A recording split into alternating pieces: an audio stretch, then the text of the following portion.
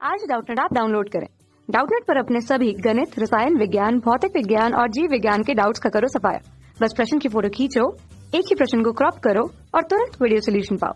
अभी डाउनलोड करें। क्वेश्चन हमारे पास है प्रकथन और कारण के रूप में। प्रकथन क्या कह रहा है कि बादलों के गड़गड़ाहट की आवाज सुनाई देने से पहले बिजली की चमक दिखाई देती है हमें। और कारण क्या बोल रखा है कि ध्वनि की जो चाल है वो प्रकाश की चाल से अधिक होती है, ये बोला गया क्वेश्चन पे। तो प्रकृथन और कारण में क्या संबंध है, ये हमें देखना है कि क्या दोनों सही होते हैं या गलत होते हैं। अगर प्रकृथन सही होता है तो कारण क्या उसकी सही स्पष्टीकरण देता है या नहीं, ये भी हमें देखना है। तो ये हमें मिल रहा है किसमें, ये हमें मिल रहा है विकल्प ए बी सी डी पर।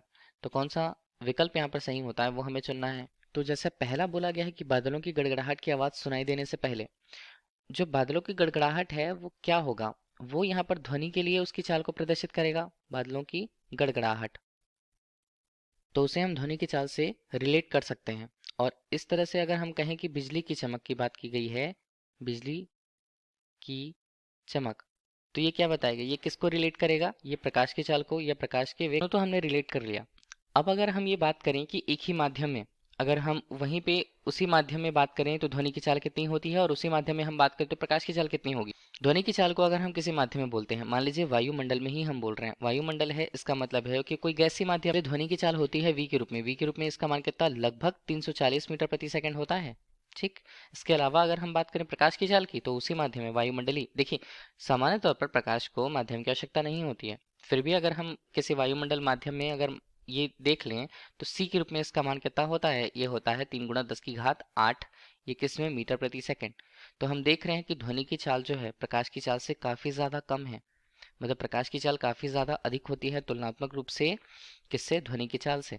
तो अगर किसी क्षण कोई घटना होगी तो घटना के बाद अगर हम देखें तो जो यहाँ पर ध्वनि की चाल है उसे उस दूरी को तय करने के लिए क्या जितना ज़्यादा समय लगेगा, ठीक है, किसकी तुलना में, प्रकाश की तुलना में। ठीक। तो प्रकाश हमें पहले दिखाई दे देती है या बिजली की चमक हमें पहले दिखाई दे देती है, इसी कारण से वेग के मान से हमें समझ में आ गया।